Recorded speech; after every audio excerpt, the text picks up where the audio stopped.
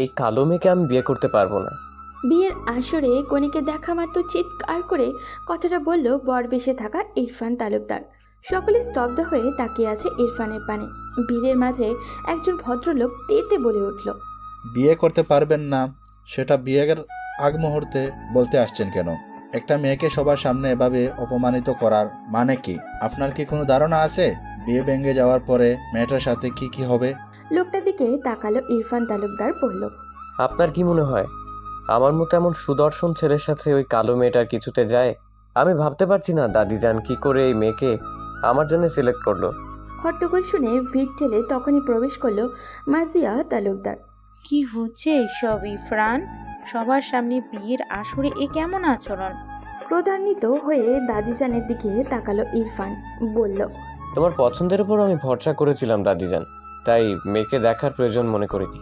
তুমি কিনা ভাবে ঠকালে আমায়। আমি কোনো ঠকাইনি তোকে। মেয়েটা আসলে খাঁটি সোনা। নববধূ বেশে ছল ছল নয়নে দাঁড়িয়ে থাকা মেয়েটার দিকে তাকে তাচ্ছিল্য করে হাসলো ইরফান আর বলল, দাদিজান আমি তো সামনে খাঁটি সোনার বদলে খাঁটি কয়লা দেখতে পাচ্ছি। আর এক মুহূর্ত সেখানে দাঁড়িয়ে থাকতে পারল না নববধূ। দ্রুত সেখান থেকে প্রস্থান করলো। নিজের রুমে ঢুকে দরজা বন্ধ করে দিল সে। এদিকে ইরফান এখনও দাদির সাথে চিল্লাচিল্লি করে চলেছে। হঠাৎ ইরফানের নজরে পড়ল একটা মেয়ের দিকে। মেয়েটা দেখতে বেশ সুন্দরী, গায়ের রঙও ধবধবে ফর্সা, দেখতে বেশ আধুনিক মনে হচ্ছে। এতক্ষণের ঘটে যাওয়া ঘটনাগুলো থেকে মিটিমিটি হাসছিল ও। ইরফানের মাথায় হঠাৎ কিছু একটা চলে এলো। দাদিকে বলল, তুমি কি চাও আমি এক্ষুনি বিয়ে করি? হ্যাঁ চাই। তাহলে শোনো, আমি ওই মেয়েটাকে বিয়ে করব। সবাই সেদিকে তাকালো। মাথা ঘোরা হয়ে গেছে নাকি তোর? একজনকে বিয়ে করতে এসে আর একজনের বিয়ের কথা বলিস? দেখো, বিয়ে যদি করতেই হয় তাহলে আমি ওকে করব। কালো মেয়েকে কিছুতেই নিজের স্ত্রী হিসেবে মেনে নিতে পারবো না। মাজিয়া তালুকদার হুঙ্কার দিয়ে বলল, অসম্ভব। দেখো দাদিজান, তুমি সম্মতি দিলে শুধু কোণে বদল হবে আর কিছুই না। তালুকদার বাড়ির সম্মান বরাবরই থাকবে। যখন বাড়ি ফিরলো চারদিকে ছড়িয়ে পড়বে যে তালুকদার বাড়ির ছেলে বিয়ের আসর থেকে বিয়ে না করে ফিরে এসেছে। তখন কেমন হবে তুমিই বলো? ঠান্ডা মাথায় মেনে নাও, বিয়েটা আমার, যেহেতু আমি আমার সাথে মানানসই কাউকে। তাই বলি ওই মেয়েটার কথা ভাববি না। তোমার কাছে নিজের নাতির চেয়ে বাহিরের কোনো মেয়ের সম্মান কি বেশি বড়? এভাবে সময় ধরে তর্ক বিতর্ক চলছে। মাজিয়া তালুকদার অবশেষে পরাজিত সৈনিকের ন্যায় ধপ করে একটা চেয়ারে বসে পড়ল। ইরফান বলল, তোমার মনতাকে সম্মতি ধরে নিলাম দাদিজান। মাজিয়া তালুকদার নিশ্চুপ। ইরফান ওই মেয়ের দিকে তাকে সবাইকে উচ্চ স্বরে ডেকে বলল, আপনাদের কারো যদি কোনো আপত্তি না থাকে আমি আজকে এনাকে বিয়ে করতে চাই।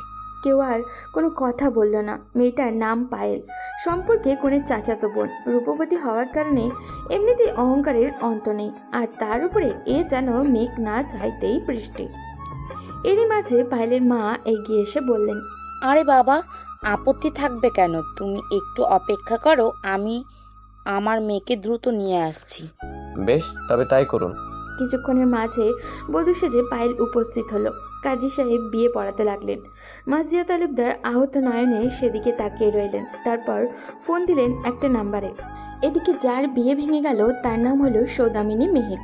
জন্মের 2 বছর বয়সে মায়ের মৃত্যু হয়। বাবার হাতে বড় হয়ে উঠেছে। মায়ের ইচ্ছা হলো মেয়ের নাম মেহেক রাখবে, আর বাবা শরীফুল চেয়েছেন মেয়ের নাম হোক সৌদামিনী। দুজনের ইচ্ছাকে প্রাধান্য দিয়ে নাম রেখেছেন সৌদামিনী মেহেক। কালো মেয়ে বলে সৌদামিনীর বেড়ে ওঠা অন্য কোনো শিশুর মতো সহজ ছিল না। আজও রূপের কাছে পরাজিত হলো সে। রুমের কোণে বসে সৌদামিনী এই সবই ভাবছে, আর চোখ দিয়ে টপ টপ করে পানি পড়ছে। এরই মধ্যে সৌদামিনীর বাবা শরীফুল এলেন মেয়ের কাছে। মেয়েকে দেওয়ার মতো সান্ত্বনা তার জানা নেই। বাবাকে দেখা মাত্রই সৌদামিনী কিছুই বলল না, জড়িয়ে ধরে হু হু করে কেঁদে উঠল।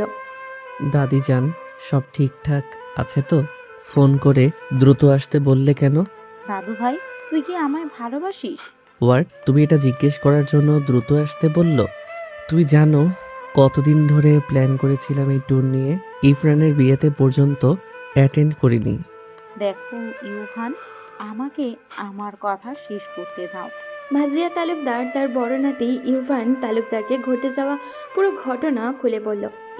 ইরফানের 2 বছরের বড়। ফুফাতো বোনের সাথে দীর্ঘদিন সম্পর্কে ছিল, কিন্তু ফুফাতো বোন চিট করে। তারপর থেকে ইরফান সিদ্ধান্ত নেয় জীবনে বিয়েই করবে না। পরিবারের লোকজন অনেক বলার পরেও তাকে তো রাজি করাতে ব্যর্থ হয়। ইরফান রিসেন্টলি পারিবারিক বিজনেসে জয়েন করেছে। তারপর পরিবারের ইচ্ছাতে বিয়ে করার সিদ্ধান্ত নেয়। দাদি সৌদামিনীর আচার আচরণ দেখে মুগ্ধ হয়ে ওকে পছন্দ করে বিয়ের জন্য। অনেকবার বলেছিল একবার দেখতে। উত্তরে ইরফান বলেছে দাদির পছন্দে তার ভরসা আছে, দেখার প্রয়োজন নেই। আমার এই অনুরোধ রাখবে ইউভান? কি অনুরোধ? তুমি মেয়েটাকে বিয়ে করো।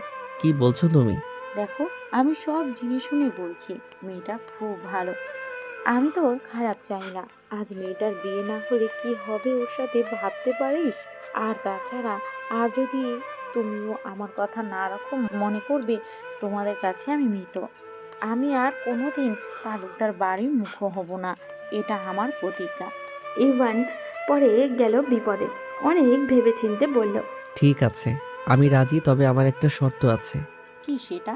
একটু পর বলবো। মাজিয়া তালুকদার খুশি হয়ে সৌদামিনীর কাছে গেলেন। সৌদামিনী কাঁদছে আর বলছে, বাবা, আর কত বলো? আমি ভীষণ ক্লান্ত। জন্মের পর আমায় কেন গলা টিপে মেরে ফেললে না? বারবার তোমাকে আমার জন্য ছোট হতে হয়। চিন্তা করিস না মা, একদিন তুই অনেক বড় হবি। সেদিন আমি বুক ভরে গর্ব করে বলবো আমি তোর বাবা। বাবা মেয়ের কথার মাঝে মাজিয়া তালুকদার এলেন আর বললেন, সৌদামিনী, তুমি কাঁদছো কেন? চোখে মুখে কি অবস্থা করে রেখেছো? এমন করে বিয়ের আসরে গেলে লোকে কি বলবে? সৌদামিনী তাকিয়ে আছে, কিছুই মাথায় আসছে না কি হচ্ছে। মাজিয়া দেরি না করে সৌদামিনীর চোখের পানি মুছে দিলেন আর এলোমেলো শাড়ি ঠিক করে দিয়ে বললেন, চলো আমার সাথে। টেনে নিয়ে যাচ্ছে। সাথে পিছন পিছন সৌদামিনীর বাবাও গেলেন। ওই আসরে বর বদলের মাধ্যমে সৌদামিনীর সাথে ইউভানের বিয়ে হয়ে গেল। ইউভান একটি বারের জন্য ফিরে দেখল না সৌদামিনীর পানে। বিয়ে শেষ, বউ নিয়ে যাওয়ার পালা। ইরফান আর পায়েল গাড়িতে উঠে গেছে। সৌদামিনী উঠতে যাবে তার আগে ইউভান এসে দাদিকে বলল, তোমার নিশ্চয়ই মনে আছে শর্ত এর কথা। আমি তোমার কথা রাখতে বিয়ে করেছি, কিন্তু আমি ওকে বাড়ি নিয়ে যেতে পারবো না। তুমি যদি জোর করো তাহলে আমি কোনোদিন ফিরবো না। মাজিয়া তালুকদার স্তব্ধ হয়ে গেলেন। ভাবতে পারেননি এমন শর্ত দিবে। বাধ্য হয়ে চলে গেলেন। সবাই চলে গেল, যাওয়া হয়নি কেবল সৌদামিনীর। সৌদামিনীর বিয়ের 1 মাস কেটে গেছে। 1 মাসে শ্বশুরবাড়ির কেউ কোনো রূপ যোগাযোগ করেনি সৌদামিনীর সাথে। সৌদামিনী নিজের কাজে মন দিয়েছে, যার মাধ্যমে সে স্বপ্ন দেখে অনেক বড় হবার। এদিকে চাচি সৌদামিনীকে কাটা গায়ে নুনের ছিটে দিতে অনেক শুনিয়ে শুনিয়ে মেয়ের শ্বশুরবাড়ির গল্প করে। সৌদামিনীর বাবা একজন হার্টের রোগী। বাইরে থেকে ফিরে যখন হতাশ হয়ে বসে পড়ে, সৌদামিনী বুঝতে পারে তার শ্বশুরবাড়ি না যাওয়া নিয়ে সে নিশ্চয়ই কটু কথা শুনে এসেছে। সৌদামিনী কর্মসংস্থানে যাওয়ার সময় অনেকে কথা বলে তার কানে আসে। সৌদামিনী বাবার কথা ভেবে একটা সিদ্ধান্ত নিল। মানুষের কাছে বাবা কথা শুনে কষ্ট পায়, সেটা সহ্য করতে পারে না ও। তাই সৌদামিনী বাবার দেখাশোনার জন্য একজন হেল্পিং হ্যান্ড নিয়োগ করল। বাবাকে বলল শ্বশুরবাড়ি থেকে তাকে যাওয়ার জন্য খবর পাঠিয়েছে, যা সম্পূর্ণই মিথ্যা। সৌদামিনীর অনেক শখ ছিল পালকি করে শ্বশুর বাড়ি যাওয়ার, কিন্তু বর্তমানে তার প্রচলন একেবারে নাই বললেই চলে। সৌদামিনী পালকি ঠিক করলো, সাথে একটা সানাই বাজানোর জন্য একদল ব্যান্ড লোক। সেদিন আবারও সৌদামিনী নিজের হাতে নিজের বিয়ের বেনারসি পরল, নিজে আবারও বধূ সাজল। যার রোজ অপদস্থ করে তাদেরকে বলল শ্বশুর বাড়ি থেকে তাকে নিতে পালকি পাঠিয়েছে। বাবার থেকে বিদায় নিয়ে নিজের কিছু প্রয়োজনীয় জিনিস নিয়ে সৌদামিনী চলল শ্বশুর বাড়িতে। সৌদামিনীর পালকি চলেছে আর সৌদামিনীর মনে তত আতঙ্ক বিরাজ করছে। না জানি সৌদামিনীর জীবনে নতুন কোনো ঝড় আসতে চলেছে। তালুকদার বাড়ির সবার থেকে বৃদ্ধ হলেন মার্জিয়া তালুকদার। বাড়ির কর্ত্রীও এখন তিনি। পরিবারের প্রতিটি সিদ্ধান্তে তার গুরুত্ব বেশি। শুধু সৌদামিনীর সাথে ইউভানের বিয়ের বিষয়ে কেউ তার সিদ্ধান্ত মানতে নারাজ। তিনি যদি ইউভানের বিয়ের টপিকটা কথা তুলে বাকি সদস্যরা পরিবার ভঙ্গের কথা বলে, সেজন্য এ বিষয়ে কথা হয় না তালুকদার বাড়িতে। মার্জিয়া তালুকদারের 2 ছেলে আর 1 মেয়ে। বড় ছেলে আজমল তালুকদার আর ছোট ছেলে আরমান তালুকদার। 2 ভাইয়েরই 2 জন করে ছেলে মেয়ে। আজমাল তালুকদারের বড় মেয়ে ইবনাত তালুকদার আর ছেলে ইউভান তালুকদার, আর আরমান তালুকদারের ছেলে ইরফান তালুকদার আর মেয়ে ঈশিতা তালুকদার। আজমাল তালুকদারের সন্তানেরা দুইজনই আরমান তালুকদারের সন্তানের চেয়ে বয়সে বড়। বাড়ির দুই গৃহিণী আজমাল তালুকদারের স্ত্রী আমেনা আর আরমান তালুকদারের স্ত্রী রুবিনা। দুই চা রান্নাঘরে ব্যস্ত দুপুরের রান্না তৈরিতে। তাদের সাথে হাতে হাত কাজে এগিয়ে দিচ্ছে ইবনাত। মার্জিয়া তালুকদার নিজের রুমে শুয়ে আছেন, আর বাড়ির বউ পায়েল ব্যস্ত ড্রয়িং রুমে বসে নিজের নখে নেইল পলিশ লাগাতে। এমন সময় তালুকদার বাড়ির বাহিরে সানাইয়ের আওয়াজ এত জোরে হচ্ছে যে বাড়ির আনাচে কানাচে প্রতিটা জায়গা থেকে শব্দটা শোনা যাচ্ছে। মার্জিয়া তালুকদার উঠে বের হলেন। অন্য সদস্যরাও যে যার কাজ ফেলে সদর দরজার দিকে গেল। উদ্দেশ্য কিসের আওয়াজ সেটা দেখা। সৌদামিনীর পালকি দাঁড়িয়ে আছে তালুকদার বাড়ির সামনে। সানাই বাদক তো রয়েছেই, সাথে আশেপাশের কিছু লোকজনও মিলিত হয়েছে। কি হচ্ছে কেউ কিছুই বুঝতে পারছে না। তাদের বাড়ির সামনে পালকি এলো কেন? লোকের ভিড়। একজনে বলল, আরে আপনার বউকে পালকি করে নিয়ে এলেন, এখন ঘরে তুলে নিয়ে দাঁড়িয়ে আছেন, আমরাও একটু দেখি। আরেকজন বলল, যা বলেন ভাই, এমন অসাধারণ কাণ্ড তালুকদার বাড়ির লোকের দ্বারাই সম্ভব। একজন বলল, আগেরকার পালকিতে বিয়ের গল্প শুনেছি, 2025 সালে এসে সেটা দেখা হয়েই গেল। এভাবে এক একজন এক এক রকমের মন্তব্য করতে থাকলো। তখন আমিনা এগিয়ে গেলেন। পালকির পর্দা উল্টানোর পর দেখতে পেলেন শ্যাম বর্ণের একটা মেয়ে বউ সেজে বসে আছে, মুখটা একেবারে মায়ায় ভরা। তিনি কিছুক্ষণ তাকিয়ে রইলেন। তারপর হঠাৎ মনে পড়ল 1 মাস আগের কথা, তার ছেলের ইচ্ছার বিরুদ্ধে বিয়ের গল্প। সাথে সাথে চোয়াল শক্ত হয়ে গেল, চোখে মুখে প্রতীয়মান হলো কঠিনতা। ছেলেকে ভীষণ মার্জিয়া তালুকদারের মনে মনে বেশ প্রশংসা করলেন। আমিনা বেগমকে বললেন, সবার সামনে সিন ক্রিয়েট করবে না বড় বউ, আমাদের বাড়ির সম্মানের ব্যাপার। আমিনা বেগম পরিস্থিতি বিবেচনা করে সৌদামিনীকে পালকি থেকে বাইরে আনলেন। তারপর ঘরে নিয়ে গেলেন। যা বলার ভিতরে বলবেন ভেবে স্থির করলেন। সৌদামিনী যেমন ভাবছিল তার চেয়ে অধিক চাকচিক্যতে পরিপূর্ণ তালুকদার বাড়ি। দামি দামি ফার্নিচারে পুরো বাড়ি বেশ সুন্দর করে সাজানো। সৌদামিনী চোখ বুলিয়ে দেখল। সে কি বেহায়া মেয়ে রে বাবা, এমন মেয়ে আমার জীবনে দেখিনি। প্রথমে আমার ছেলে ঘাড়ে চড়তে বসেছিল, সেটা হয়নি, বাড়ি বড় ছেলেকে বিয়ে করে নিল, আবার নিজে নিজেই চলে এসেছে। বলি মেয়ে, তোমার মধ্যে কি লজ্জা বলতে কিচ্ছু নেই? ছোট মা, হচ্ছে কি? আসতে না আসতে শুরু করলে কেন? ইবনাত এক দৃষ্টিতে তাকিয়ে আছে সৌদামিনীর দিকে। শুরুতেই দেখে চমকে উঠেছিল সে। একটা প্রশ্ন বারবার মাথায় আসছে, এত মিল কিভাবে? তখন পায়েল এগিয়ে এসে বলল, বারে সৌদামিনী, তুই নাকি অনেক স্ট্রং মেয়ে, পার্সোনালিটিও তো খর, তা এভাবে ড্যাং ড্যাং করে চলে আসলি, তোর পার্সোনালিটি কই গেল? সৌদামিনী চোখ টলমল, কিছুই বলছে না, চুপ করে দাঁড়িয়ে আছে। এই সব যে সোনারি ছিল।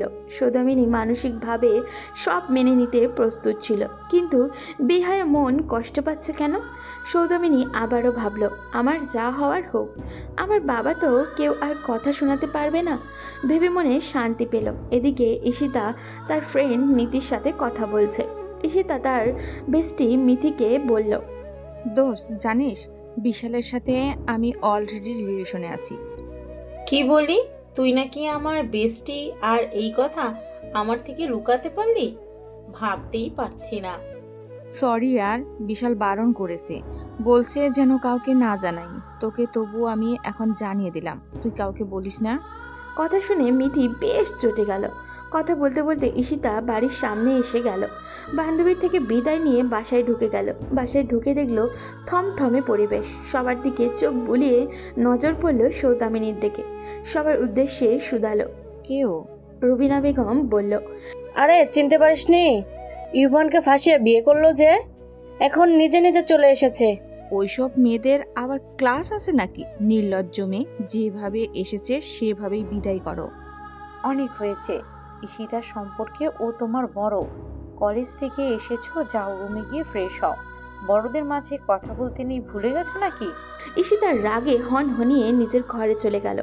রুবিনা বেগম বললেন, আমার মনে হচ্ছে এসব আপনার কাজ, আপনিই বলেছেন ওকে আসতে, তাই না? আমি বলিনি, তবে এসেছে, বেশ করেছে। সৌদামিনীর শরীর বেশ ক্লান্ত। সৌদামিনী নিতে পারছে না সবার এমন ধারালো কথা, না পারছে সইতে, না পারছে কিছু বলতে। ইস, সৌদামিনী যদি মরে যেত তাহলে কতই না ভালো হতো। কারোর খুশির কারণ হতে পারলো না কখনো। সারা জীবন শুধু অপমান আর অবহেলা জোটে সৌদামিনীর কপালে। ভাগ্য এত নিষ্ঠুর কেন? গায়ের রং ভালো নয় যাদের, তাদের জীবন এত কঠিন কেন? জীবনের প্রতিটা ক্ষণে কেন সমরারঙ্গের মাধ্যমে পার করতে হয়? সৌদামিনীর মাথা ঘোরাচ্ছে। সৌদামিনী নিজের কপালে একটা হাত ধরে ঘষতে লাগলো। সব কিছু যেন চোখের সামনে ঝাপসা হয়ে আসছে। সামনের মানুষগুলো, তাদের কথা সব অস্পষ্ট হয়ে আসছে। ইবনাত দেখলো সৌদামিনী পড়ে যাচ্ছে, দ্রুত এসে ধরল সৌদামিনীকে। সৌদামিনীর সেন্স ততক্ষণে হারিয়ে গেছে। দাদি আর ইবা দুজনে মিলে ধরে সৌদামিনীকে ঘরে ইরফানের রুমে নিয়ে শুইয়ে দিল। হাত পা ম্যাসেজ করতে লাগলো দুজন। কিছুক্ষণের মধ্যেই সৌদামিনীর জ্ঞান ফিরল। নিজেকে আবিষ্কার করলো বিশাল একটা বেডরুমে। পাশে বসে আছে ইবনাত আর মার্জিয়া। সৌদামিনীর সেন্স আসতেই ইবনাত উঠে চলে গেল। মার্জিয়া তালুকদারও উঠলেন। সৌদামিনী পুরো রুমে নজর বুলিয়ে দেখলো পুরো বাড়ি বেশ পরিপাটি সাজানো হলেও রুমটা অগোছালো। জিনিসপত্র এক একটা এক এক জায়গায় ছড়িয়ে ছিটিয়ে আছে। মনে হচ্ছে কোথাও যাওয়ার আগে কেউ এমন অবস্থা করে রেখে গেছে। চোখ পড়ল ড্রেসিংয়ের পাশে পারফিউমের কালেকশনের দিকে। বেশ কিছু দামি দামি ব্র্যান্ডের পারফিউম সেখানে খুব যত্ন করে শোভা পাচ্ছে। ঘরের মালিকের যে পারফিউম পছন্দ সেটা বেশ বুঝতে পারলো সৌদামিনী। এরই মাঝে ইবনাত রুমে ঢুকলো, হাতে খাবারের প্লেট। সৌদামিনীর সামনে এসে বসলো। সৌদামিনী নিজে উঠে বসলো। ইবনাত বলল, সারাদিন অনেক ধকল গেছে তোমার উপর, দেখি হাঁ করো। সৌদামিনী তাকিয়ে রইল। খাবার মুখের সামনে ধরতে সৌদামিনীর চোখে জল এসে গেল। এত মানুষের অপমান সহ্য করেছিল যে সে তখনও কাঁদেনি সৌদামিনী। বাবা ছাড়া এই প্রথম দ্বিতীয় কেউ এত যত্ন করে খাবার মাখিয়ে খাইয়ে দিচ্ছে। সৌদামিনী আস্তে আস্তে খাচ্ছে। ইবনাত বলল, জানি না কেন তোমাকে প্রথম দেখায় খুব আপন লাগলো। তোমার কিছু দরকার হলে আমায় বলবে কিন্তু, হ্যাঁ? কোনো সংকোচ করবে না। আর বাড়ির কারো কথাই কিছু মনে করো না, আস্তে আস্তে সব ঠিক হয়ে যাবে। সৌদামিনী জড়িয়ে ধরে কেঁদে উঠল তাকে। এত ভালোবেসে কেউ সৌদামিনীর সাথে কথা লাস্ট কবে বলেছে সৌদামিনী ভেবে পায় না। সৌদামিনীকে খাইয়ে রেস্ট করতে বলে ইবনাত চলে গেল। ক্লান্ত সৌদামিনী হারিয়ে গেল ঘুমের রাজ্যে। ইবনাত একবার দেখে গেছিল, ঘুমাতে দেখে আবারও চলে গেছে। রাতেও ইবনাত খাবার এনে দিল। ছোট মায়ের কথাও শুনেছে অবশ্য। সময় কেটে যাচ্ছে। ঘড়ির কাঁটায় রাত 12টা ছুঁইছেই।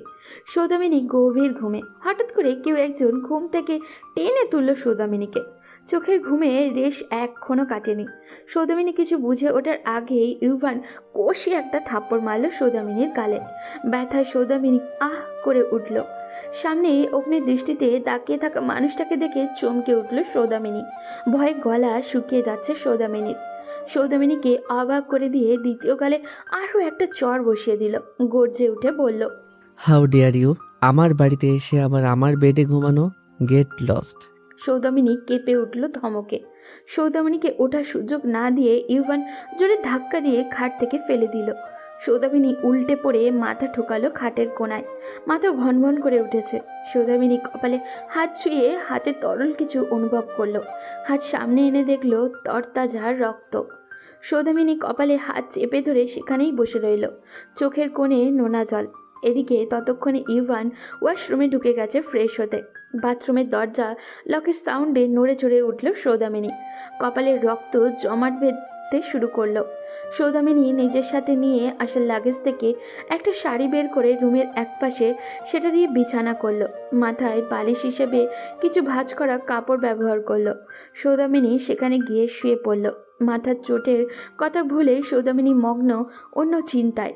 সৌদামিনী জানতো তালুকদার বাড়ির বড় ছেলে ইভানের সাথে তার বিয়ে হয়েছে। সেদিন এক ভাই রিজেক্ট করে দেওয়ার ফলে এতটাই লজ্জা হচ্ছিল, চোখ তুলে একটু দেখেনি কার সাথে বিয়ে হলো। যখন ঘুম থেকে উঠল ইভানের থাপ্পড় খেয়ে, তখনই প্রথম দেখা পেল নিজের স্বামীর। আর তখনই অবাক সৌদামিনী। সৌদামিনী তখন নবম শ্রেণীতে পড়ে। বয়ঃসন্ধির সময় বিপরীতে লিঙ্গের প্রতি অদ্ভুত আকর্ষণ হয়ে থাকে। সৌদামিনীও সেই সময় কারোর প্রেমে পড়েছিল। বলতে গেলে সৌদামিনীর জীবনের প্রথম ও সর্বশেষ প্রেম ছিল সেটা। কিন্তু সৌদামিনী ততদিনে বুঝতে পেরেছিল প্রেমিকা হতে হলে মন নয়, আগে রূপটাই খোঁজে, যা সৌদামিনীর নেই। কোনো বন্ধু বান্ধব জোটেনি তার। সৌদামিনীর প্রেমিক পুরুষটাও অত্যাধিক সুন্দর ছিল, এক দেখায় মেয়েদের ক্রাশ বলা চলে।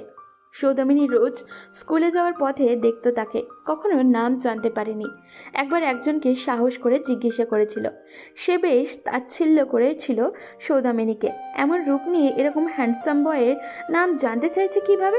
তারপর আর কখনো কাউকে জিজ্ঞাসা করেনি, নিজে একটা নাম দিয়েছিল। নিজের ভালোবাসার মানুষটার নাম রেখেছিল সুন্দর পুরুষ। সৌদামিনী নিজের মনের অনুভূতিগুলো জানানোর কোনো সাহস আর সুযোগ পায়নি, তাই একটা বুদ্ধি বের করে। সৌদামিনী নিজের অনুভূতিগুলো চিঠির মাধ্যমে জানতে শুরু করলো। চিঠিগুলো আড়ালে অনেক কাঠখড় পুড়িয়ে পৌঁছাতে সক্ষম হলো সৌদামিনী। সব চিঠিতে প্রিয় মানুষটাকে সুন্দর পুরুষ বলে সম্বোধন করত, আর প্রেরকের নামের জায়গায় লিখত অপরিচিতা। কত যে চিঠি লিখেছে তার হিসাব নেই, কিন্তু কখনো কোনো চিঠির উত্তর পেত না। তবুও এতেই খুশি ছিল সৌদামিনী। হঠাৎ সৌদামিনীর একদিন তার সুন্দর পুরুষের সাথে সুন্দর রমণীর দেখতে পায়। বেশ কয়দিন দেখেছে সে। খোঁজ নিয়ে জানতে পারে মেয়েটা তার নাকি তার ভালোবাসা। সৌদামিনী সেদিন খুব কেঁদেছিল একা একা। তারপর সৌদামিনী আর কোনো চিঠি লেখেনি, আর কখনো কারোর প্রেমেও পড়েনি। শুধু মন প্রাণ দিয়ে পড়াশুনো করেছে বাবার মুখ উজ্জ্বল করবে বলে। এখন সে অনেক দূর এগিয়েছে স্বপ্ন বাস্তবায়নের দিকে। সবচেয়ে অবাক করা বিষয় হলো সৌদামিনীর সেই সুন্দর মানুষটা ইভান। কাকতালীয়ভাবে সেই মানুষটার সাথে বিয়ে হলো সৌদামিনীর। আচ্ছা, তার সেই সুন্দর গার্লফ্রেন্ড কি এখনও আছে? ভাবতে পারছে না সৌদামিনী। মাথা টন টন করছে। শীতের মধ্যে ফ্লোরে শুয়ে রীতিমতো কাঁদছে সে। এত কিছুর মাঝে কখন চোখ জুড়ে ঘুম এসে গেল টেরই পেল না। এদিকে ইউভানের মেজাজ এমনিতেই খারাপ। ট্যুরে কোনো অজ্ঞাত ঝামেলার কারণে মেজাজ বিগড়ে গেছে তার। তখনই বাসায় প্রবেশের সাথে সাথে পায়েলের সাথে দেখা। ইরফানের কাছ থেকে জানতে পেরেছিল আজ ফিরেছে ইউভান, তাই আগুনে ঘি দিতে ইউভানের অপেক্ষা করতে থাকে। বাসায় প্রবেশ করতেই বলা শুরু করে সৌদামিনী এই বাড়িতে এসেছে, সবার সাথে খারাপ ব্যবহার করেছে, ইউভানের মাকেও কথা শুনিয়েছে। ইউভান এমনিতেই মায়ের ব্যাপারে কিচ্ছুই সহ্য করতে পারে না, তার উপরে মেজাজ বিগড়ে আছে। তাই কোনো কিছু না ভেবেই ঘুমন্ত সৌদামিনীর উপরে এমন আক্রমণ করে। সৌদামিনীর মাথায় চোট লেগেছে সেটা দেখেছে ইউভান। সৌদামিনীর মায়াভরা ব্যথতর ছলছল দৃষ্টিও দেখেছে, তাই তাকিয়ে থাকতে না পেরে ওয়াশরুমে ঢুকেছে। এখন নিজেরই অনুশোচনা হচ্ছে, বারবার বিছানার এপাশ ওপাশ করছে, কিন্তু কিছুতেই ঘুমাতে পারছে না ইউভান। পরদিন সকালে ঠিক 9টার দিকে ইউভান রেডি হয়ে বের হলো রুম থেকে। বের হতেই ইবনাতের সাথে দেখা। ইবনাত ইউভানকে দেখে বলল, ভাই, শুনলাম তুই রাতে ফিরেছিস, কাউকে বলিসনি কেন আজ ফেরার কথা? কেন বুবু, আমি ফিরলে কি সেটা ঢাকঢোল করে সবাইকে জানাতে হবে নাকি? এমন করে বলছিস যেন আমি আজকে প্রথম এইভাবে ফিরলাম। আরে তুই রেগে যাচ্ছিস কেন? আমি এমনি জানতে চাইলাম। তুই কি আমাকে কিছু বলতে এসেছিস? বলার হলে দ্রুত বল, আমার বের হতে হবে। না তেমন না, ঠিক আমি সৌদামিনাকে দেখতে এসেছি। বেচারা মেয়েটার জন্য বড্ড মায়া হয়, খুব ভালো একটা মেয়ে। কোথায় পায়েল আর কোথায় সৌদামিনী? পায়েল বড়দের সাথে মুখে মুখে কথা বলে, আর সৌদামিনী যেন একেবারে বিপরীত। না জানি কি না কি সহ্য করে শ্বশুরবাড়ি, নিজে নিজে এসেছে। সবাই কত কথা শোনালো, একটু টু শব্দ পর্যন্ত করেনি। মাথা নিচু করে কেমন সব হজম করলো। সত্যি বলছি ভাই, তুই একজন সঠিক জীবনসঙ্গী পেয়েছিস। ইভান জানে বুবু মিথ্যা বলে না। রাতে শুধু শুধু ভুল কথা শুনে সে এমন কাজ করলো। বোনকে আর কিছু বলতে না দিয়ে বলল, তোর লেকচার শোনার মতো সময় আমার নেই, দেখি যেতে দে। আমিও যাই, একটু দেখি মেয়েটা কেমন আছে। কেমন আর থাকবে, আরাম করে বেঘরে ঘুমাচ্ছে। ও আচ্ছা, ঘুমালে ঘুমাক, শুধু শুধু এখন ওর ঘুমটা নষ্ট করার মানে হয় না। ইবনাত চলে যেতেই ইউভান যেন হাঁপ ছেড়ে বাঁচল। সৌদামিনীর ঘুম ভাঙল আরও বেশ কিছু সময় পরে, তাও সবার চিৎকার চেঁচামেচি শুনে। এতক্ষণ নবাবজাদি হয়ে ঘুমানোর জন্য সবাই কথা শোনাচ্ছে তাকে। ইবনাদ সৌদামিনীর হয়ে প্রতিবাদও করেছে। সৌদামিনীর আচমকা নিজের দিকে খেয়াল হলো। সে মনে করার চেষ্টা করলো রাতের ঘটনা। যতদূর মনে আছে সৌদামিনী ফ্লোরে ঘুমিয়েছিল, তাহলে এখন সোফায় কিভাবে এলো? মাথার কাছে বালিশটাই বা দিল কে? আর এই লেপ গায়ে জড়ালোই বা কিভাবে? সৌদামিনী বারবার মনে করার চেষ্টা করেও কিছু মনে আসছে না। শুধু মনে পড়েছে সে ঘুমিয়েছিল ফ্লোরে। সৌদামিনী উঠে দাঁড়ালো। ড্রেসিংয়ের আয়নায় নিজেকে দেখে দ্বিতীয় দফায় চমকালো সৌদামিনী। আশ্চর্য, মাথায় আবার ব্যান্ডেজ বাঁধলো কখন? সৌদামিনী বের হলো বেশ কিছু সময় পর। ততক্ষণে সবারই নাস্তা করা শেষ। ইবনাদ বাসায় নেই, রান্নাঘরে আমিনা আর রুবিনা ব্যস্ত ভীষণ। আজকে 4 দিন পর আজমাল, আরমান আর ইরফান বাড়িতে ফিরবে। একটা প্রজেক্টের ঝামেলার কারণে 3 জনেই যেতে হয়েছে। সৌদামিনী খিদা পেয়েছে বেশ, বলতেও লজ্জা হচ্ছে। আস্তে আস্তে রান্নাঘরে ঢুকলো। আমিনা বেগমের পাশে দাঁড়িয়ে নিচু স্বরে বলল, কি করতে হবে বলুন, আমি করে দেব। আমিনা বেগম তাকালেন না সেদিকে, সরে গেলেন সৌদামিনীর পাশ থেকে। রুবিনা বেগম তেড়ে উঠলেন আর বললেন, কোথাকার মহারানী তুমি? দিনের 10টা বাজে ঘুম ভাঙে তোমার? আবার মাথায় ব্যান্ডেজ বেঁধে কাজ না করার ধান্দা, তাই না? ব্যান্ডেজের কথা শুনে আমিনা বেগম আর চোখে একবার তাকালেন সৌদামিনীর দিকে। যাও, বাড়িতে অনেকগুলো ময়লা কাপড় জমে আছে, ওয়াশিং মেশিন খারাপ আছে, সবগুলো কাপড় চোপড় ধুয়ে দিবে 1 ঘন্টার মধ্যে, তারপর বাকি কাজ। রুবিনা বেগম বলে থামলেন, তারপর কফি বানিয়ে নিলেন। আমিনা বেগমকে বললেন, আফা, আমি আমার বৌমার কফিটা দিয়ে আসি, আমার ছেলেটা আজ ফিরবে, যদি শুনে আমি তার বইয়ের যত্ন করি না ঠিক মতন, বাড়ি মাথায় তুলবে। দেখি আমার বৌমা উঠলো কিনা। যেতে যেতে সৌদামিনীর দিকে তাকিয়ে বলল, এই যে মেয়ে, এখনো দাঁড়িয়ে কেন? কি বললাম শুনতে পাও নাই? বলে রুবিনা চলে গেলেন। সৌদামিনী বের হবে রান্নাঘর থেকে, তার আগেই আমিনা বেগম বলে উঠলেন, দাঁড়াও। সৌদামিনী দাঁড়িয়ে চোখ খিচে ফেলল। আমিনা বেগম খাবারের একটা থালা সৌদামিনীর সামনে ধরে বললেন, খেয়ে বাকি কাজ। বলে আবার নিজের কাজে মনোযোগ দিলেন। সৌদামিনী বুঝতে পারল তার শাশুড়ি মা খুব একটা খারাপ না। সৌদামিনী প্রতিজ্ঞা করল সে তার শাশুড়ি মায়ের মন জিতে নিবে। সৌদামিনী খেয়ে তারপর কাপড় চোপড় সব ধুয়ে দিল। পুরো বাড়ির এত জামা কাপড় পরিষ্কার করতে করতে হাত ব্যথা হয়ে গেল ওর। এগুলো শুকাতেই দিতে যাবে তখনই ইবনাদ বাড়ি ফিরল। বলল, আরে এগুলো কোথা থেকে আনো? ধুয়ে শুকাতে নিয়ে যাচ্ছি। আর তুমি পাগল নাকি? বাসায় ওয়াশিং মেশিন থাকতে এতগুলো জামা কাপড় নিজে হাতে পরিষ্কার করছো? সৌদামিনী কিছু বলল না, সব শুকাতে দিল। দুপুরে 3 জন বাড়ি ফিরল। সৌদামিনীকে নিয়ে কেউ কোনো কথা বলল না, যেন তার অস্তিত্বই নেই। সবাই কি সুন্দর হাসি আড্ডা দিচ্ছে। ইরফান, পায়েল, ইবনাত, ঈশিতা সবার জন্য গিফট দিল। সৌদামিনীর জন্য কিচ্ছুই নেই।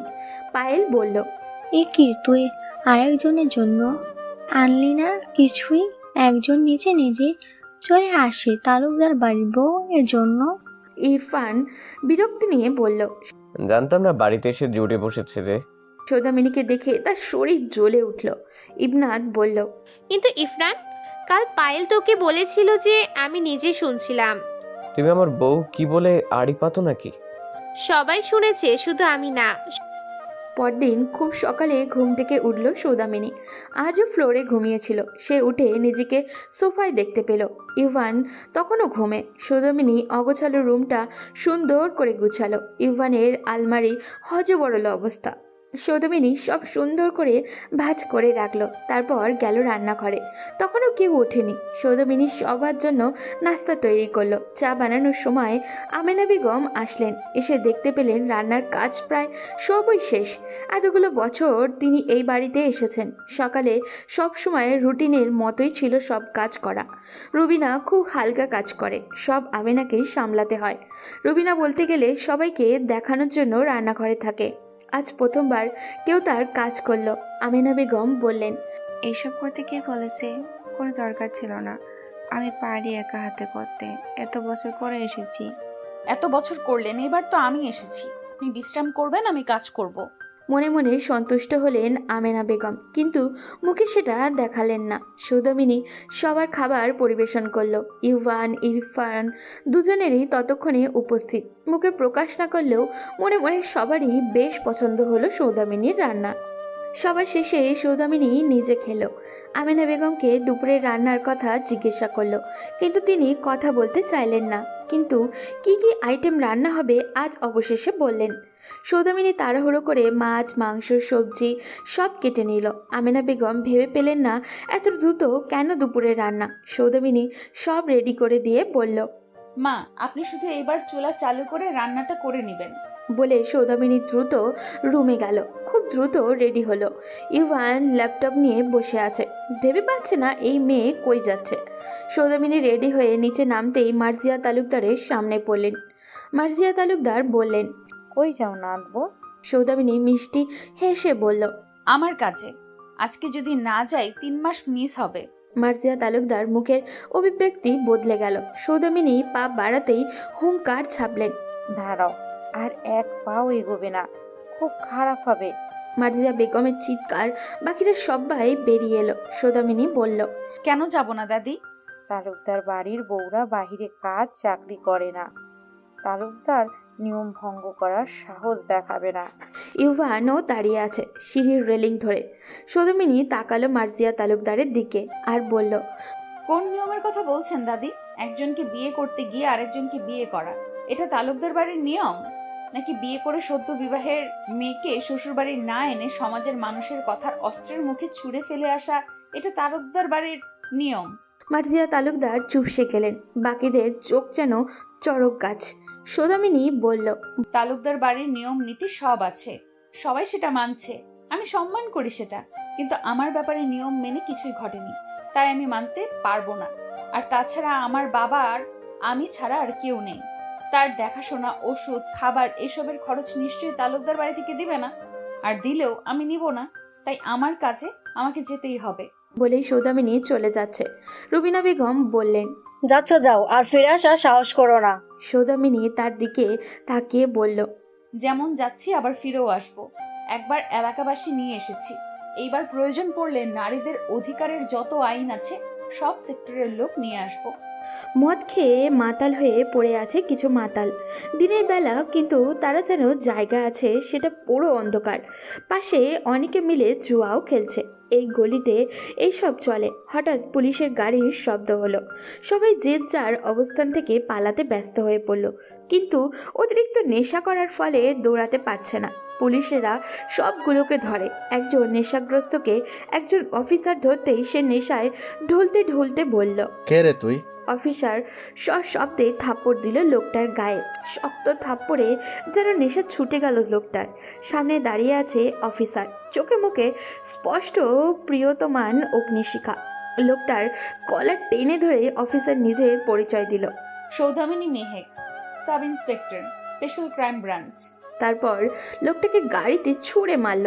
নিজের কেবিনে বসে ফাইল চেক করছে সৌদামিনী। 3 দিন না থাকায় বেশ কয়েকটা কেস ফাইল জমা হয়ে পড়ে আছে। এদিকে তাদের আগের ইন্সপেক্টর ট্রান্সফার হয়েছে বেশ কিছুদিন হলো। নতুন ইন্সপেক্টর এখনও জয়েন করেনি। একটা আন্ডারকভার মিশনে আছে সে। মিশন শেষে জয়েন করবে। তাই সাব ইন্সপেক্টর সৌদামিনীর উপরে আপাতত সকল দায়িত্ব।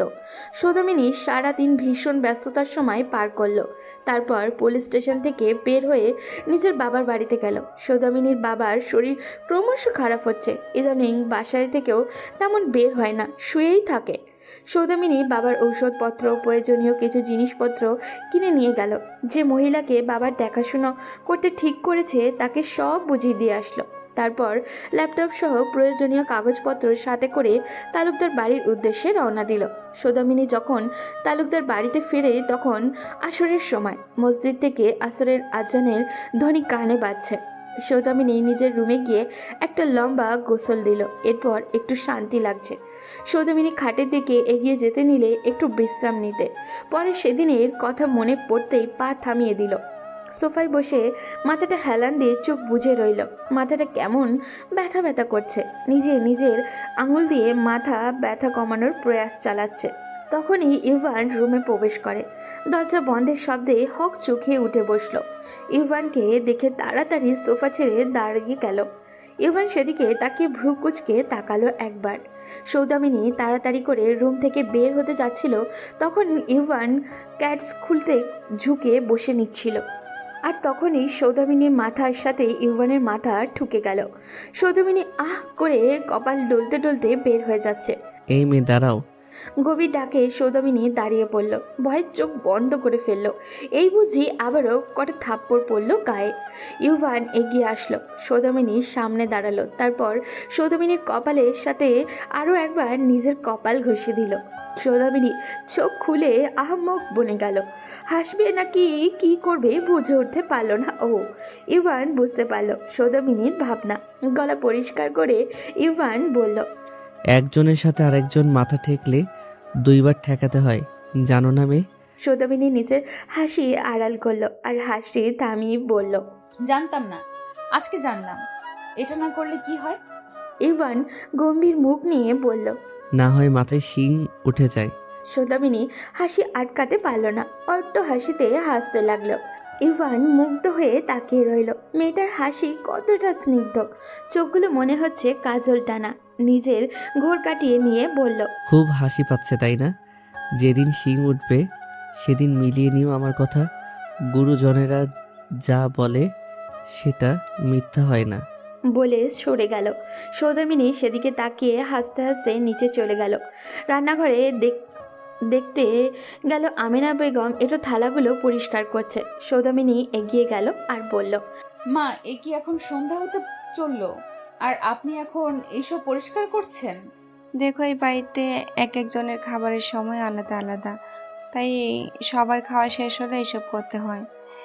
আপনি কেন করছেন? বাড়িতে আর মানুষ নেই? বিয়ে হওয়ার পর থেকে এই দায়িত্বগুলো আমার উপর। দেখি সরুন, আমি করে দিচ্ছি। শীতের দিনে অসময়ে কাজ করলে ঠান্ডা লেগে যাবে। আমার লাগবে, তোমার লাগবে না। আর তাছাড়া আজকে তো আমি তেমন কিছুই করলাম না, শুধু রান্না করেছি। কিছু হবে না করলে। আমিনা বেগম হঠাৎ বললেন, আচ্ছা, তুমি দুপুরে খেয়েছো? আমি অফিসে খেয়েছি। কিন্তু সৌদামিনী আজকে খাওয়ার সময় পায়নি, কোনো রকম নাস্তাও করছিল। শাশুড়িকে বলতে চাইল না। সৌদামিনী আমেনা বেগমকে আর কিছু করার সুযোগ না দিয়ে বেসিনের কাছ থেকে সরিয়ে দিল। তারপর বাকি থালা বাসন নিজে পরিষ্কার করলো। সৌদামিনী কাজ শেষ করতেই দেখলো আমেনা বেগম খাবারের থালা হাতে এগিয়ে আসলো। মা, আমি খেয়ে এসেছি, এগুলো কেন আনলেন? সৌদামিনীকে কথা বলতে না দিয়ে বসিয়ে দিলেন আর বললেন, দেখি হা করো, আমি জানি বাহিরে কি সব হাবিজাবি খাওয়ার দেয়, পেট ভরে না। এত ভালোবাসা কোথায় রাখবে সৌদামিনী? শাশুড়ির হাতে খাবার খেতে লাগলো। তখনই রুবিনা বেগম আসলো। এ কি আফা, বাহির থেকে পুরুষদের সাথে ঘষাঘষি করে এসেছে আর তুমি তাকে নিজ হাতে খাইয়ে দিচ্ছ? সৌদামিনীর খাবার আটকে গেল, বলল আর খাবে না। আমিনা বেগম বললেন, তুমি যখন তোমার ছেলের বউয়ের যত্ন করো, আমি কি কখনো কিছু বলেছি? আমার বৌমা আর এই মেয়ে এক হলো? তুমি এই মেয়ের সাথে আমার ছেলের বউয়ের তুলনা দিচ্ছ? আমিনা বেগম চুপ রইলেন। সৌদামিনী ততক্ষণে উঠে গেছে, কারোর সামনে কাঁদতে চায় না ও। রুমে গিয়ে দেখলো ইভান বসে আছে সোফায়। সৌদামিনী ব্যালকনিতে চলে গেল। সেখানে দাঁড়িয়ে আকাশপানে তাকে নীরব অশ্রু বিসর্জন দিল ও। আর কেন সে কালো আল্লাহর কাছে অভিযোগ করতে লাগলো। ইভান বুঝতে পারলো না হঠাৎ কি হলো। তখন হাসতে হাসতে গেল আর এখন চোখ মুখে কাঁদতে কাঁদতে আসছে। সন্ধ্যার পর তালুকদার বাড়িতে জমজমাট চা নাস্তার আড্ডা চলে। আজকেও তার ব্যতিক্রম নয়। বাড়ির প্রতিটা সদস্য এখন বাড়িতে, তাই আড্ডাও বেশ জমজমাট। ইভান নিজেও উপস্থিত থাকে সেখানে। সবার সাথে হাসি আড্ডা না করলেও চুপচাপ সেখানে মোবাইল নিয়ে ব্যস্ত থাকে। পরিবারের সবার মাঝে উপস্থিত থাকার মাঝেও এক অনন্য আনন্দ বিরাজ করে। কিন্তু আজ ইভানের যেতে ইচ্ছা করছে না। সবার হাসির ঝঙ্কার যেন বিষাদ ঠেকেছে ইভানের কাছে। ল্যাপটপ থেকে চোখ সরিয়ে বারবার তাকাচ্ছে ব্যালকনির দিকে। হাতের ঘড়ির দিকে তাকালো ইভান। 1 ঘন্টা হতে চলল। সৌদামিনী ব্যালকনিতে গিয়েছে, এখনও আসছে না। কি করছে কে জানে। ইভান অনেক ভাবনা চিন্তা শেষে ল্যাপটপ রেখে উঠে দাঁড়ালো। ব্যালকনির দিকে তাকিয়ে দেখলো সৌদামিনী হেলানে নিচে হেলান দিয়ে বসে ঘুমাচ্ছে। এই মেয়ে পাগল নাকি এই ঠান্ডায় এখানে ঘুমাতে আসছে? ইভান ডাক দিল। এই মেয়ে। সৌদামিনী শুনল না, এইবার ডাকলো, সৌদামিনী উঠো। কয়েকবার নিজের নাম শুনে নড়ে চড়ে উঠল।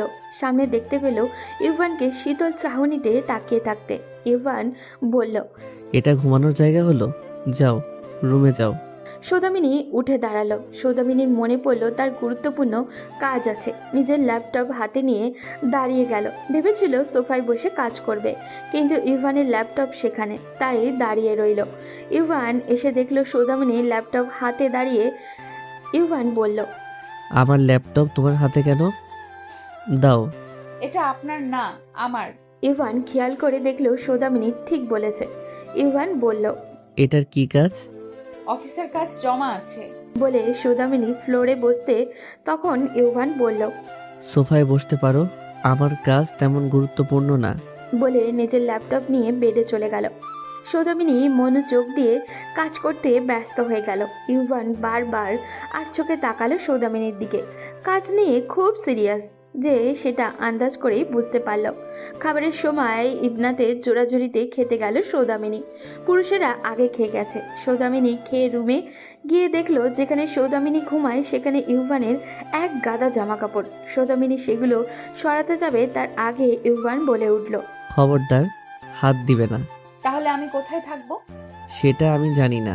ইউভান সেদিন নিজে রাগের বশে ফেলে দিয়েছিল, তাই বলতে পারে না বেডে থাকতে। কি এমন মেয়ে, রাগের মধ্যে বলছি কি না কি সে নিজে থাকতে পারে না? আমি কি তাকে জ্বালাতন করতাম নাকি? বিড়বিড় করে ইউভান। সৌদামিনী আবদারের সঙ্গে বলে, সোফায় ঘুমাই আমি। ইভান কি বলবে বুঝে উঠতে পারল না। আবার বলল সে নিজে বলবে না বেডে থাকতে। সোফায়ও খারাপ নয়। ইভান একটা কমফোর্টার সৌদামিনীর দিকে ছুঁড়ে মেরে বলল, এটা তোমার। তালুকদার বাড়ির মানুষ পাষাণ না। সৌদামিনী সেটা গায়ে জড়িয়ে ঘুমিয়ে পড়ল। ইভান বিজয়ের হাসি দিয়ে নিজের জামা কাপড়গুলো তুলে নিল। ইভান নিজেও নিশ্চিন্তে ঘুমের রাজ্যে হারিয়ে গেল। রাত তখন 1:30 বাজে। তালুকদার বাড়ির সকল আলো বন্ধ। সৌদামিনীর ফোন বেজে চলেছে। ঘুমের মাঝে সৌদামিনী ফোন রিসিভ করলো। অপর পাশ থেকে যা শুনলো তাতে সৌদামিনীর ঘুম চলে গেল। হাতের ফোন নিচে পড়ে গেল।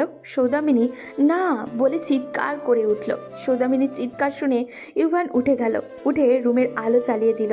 দেখলো সৌদামিনী নিজের জায়গায় দাঁড়িয়ে অস্বাভাবিকভাবে কাঁপছে। ইভান উঠে এলো আর বলল, কি হয়েছে? সৌদামিনীর কোনো প্রত্যুত্তর নেই। ইউভান উঠে এক গ্লাস পানি এগিয়ে দিল। সৌদামিনী ঢক ঢক করে পানি খেয়ে নিল। কি হয়েছে? খারাপ স্বপ্ন দেখলে নাকি? আমি বাড়ি যাব। আচ্ছা যাবে, সমস্যা কোথায়? এখন ঘুমাও। আমি এক্ষুনি বাড়ি যাব। হোয়াট? মাথা খারাপ হলো নাকি? এখন রাতের 1:30 বাজে আর এখন বাড়ি যাবে? আমাকে বাড়ি যেতেই হবে, আমার বাবা। বলে সৌদামিনী ডুকরে কেঁদে উঠল। ইভান বিচলিত হয়ে গেল। কি হয়েছে বলো? সৌদামিনী কোনো রকম আওড়ালো, বাবার অবস্থা বেশ খারাপ হয়ে গেছে। এখনই শাহেদা আপা বলেছে হসপিটালে নিয়ে যেতে হবে। প্লিজ একটু ব্যবস্থা করে দিন যাওয়ার জন্য। ওকে, রিল্যাক্স, আমি দেখছি, তুমি কান্না থামাও। ইভান আবারও ভাবনায় পড়ল। তারপর বলল, দ্রুত রেডি হয়ে নাও। সৌদামিনী কোনো রকম রেডি হয়ে নিল। ইভানের পিছু পিছু বের হলো। মন বড্ড ডাকছে ওর। সৌদামিনী সিঁড়ি দিয়ে বের হওয়ার সময় বেখেয়ালিভাবে পড়ে যাচ্ছিল। ইভান ধরে ফেলল। বাসা থেকে বের হওয়া পর্যন্ত হাত ছাড়ল না ও। ইভান নিজের বাইক স্টার্ট দিল। সৌদামিনী উঠে বসলো। গভীর রাত। ইভান বাইক চালাচ্ছে। সৌদামিনীর একটা হাত টেনে নিয়ে নিজের পেটের সাথে মিশিয়ে রাখে যাতে পড়ে না যায়। ইভানের বুকে হৃদস্পন্দন দ্রুত হচ্ছে। এত কাছাকাছি সৌদামিনীর সাথে প্রথম মিশল ও। অন্ধকার রাতে শুধু ল্যাম্পপোস্টের আলো। সৌদামিনীর সেদিকে কোনো হুঁশ নেই। বাবার চিন্তায় অস্থির হয়ে আছে। সৌদামিনী যখন বাড়ি পৌঁছালো তখন এমার্জেন্সি অ্যাম্বুলেন্সও হাজির।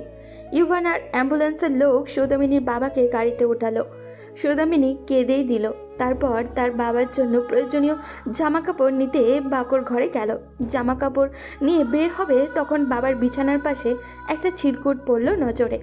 সৌদামিনী সেটা খুলতেই তার মুখের অবস্থা বদলে গেল।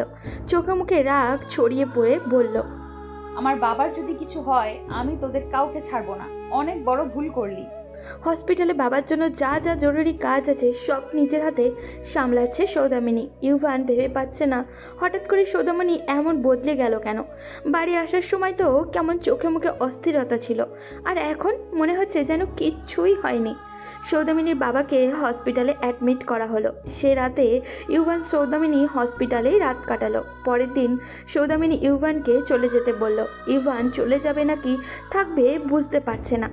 সৌদামিনী বলল, দেখুন আপনি এখন চলে যান, আমি এখান থেকে অফিসে যাব, তারপর আপনাদের বাড়ি যাব। ইভান সৌদামিনীর হাতে খাবারের প্যাকেট ধরিয়ে দিয়ে চলে গেল। ইভান চলে যেতেই সৌদামিনী কাউকে কল দিল। তালুকদার বাড়িতে সকাল সকাল সবার চেঁচামেচি শুরু হয়ে গেল। সবাই মেইন টপিক সৌদামিনী। রুবিনা বেগম বললেন, দেখলে আফা, আমি বলেছিলাম না এই মেয়ে ভালো না? মনে হয় চরিত্র সমস্যা। না হয় ভদ্রবাড়ির বউরা রাতে অন্ধকারে কোথাও লুকিয়ে যায় নাকি? না জেনে মন্তব্য কেন করছো? হতে পারে কোনো জরুরি কারণ। আমার ছেলেটাও তো বাসায় নেই, ওদের আবার কোনো বিপদ হলো না তো? তোমার কি মনে হয় আমাদের ইউভান ওই মেয়ের সাথে গেছে? তুমি ভাবলে কি করে? বাধ্য হয়ে ছেলেটা বিয়ে করে ফেসে গেছে, ওই মেয়ের সাথে যাবে ইউভান? আমেনা বেগম ভাবলেন কতটা সত্যি। তো তখন সদর দরজায় ইউভান উপস্থিত হলো। রুবিনা বেগম বললেন, ওই দেখো আমাদের ইউভান। আমেনা বেগম ইউভানকে বললেন, কি হয়েছে? ইউভান সব শুনে জানালো সৌদামিনীর বাবার কথা। সব শুনে আমেনা বেগম ঠিক করলেন তিনি গিয়ে দেখে আসবেন একবার, হাজার হোক বেআই হন কি না। কফি শপে বসে আছে ঈশিতা, সামনে বসা বিশাল। ঈশিতা লাজরাঙা মুখশ্রীতে নিচের দিকে তাকিয়ে আছে। বিশাল সেদিকে তাকিয়ে ডেভিল হাসি দিল আর মনে মনে বলল, সব মেয়ের একই সমস্যা, এত লাজুকতা কই থেকে যে আসে। মনে মনে বিরক্তি হলো বিশাল। মুখে হাসি ফুটিয়ে বিশাল বলল, বেবি কিছু তো অর্ডার করি, আর কত তোমার রূপে গায়েল করবে। ঈশিতা মুচকে হাসি উপহার দিল। রুবিনা বেগমের মাথা ব্যথা করছে।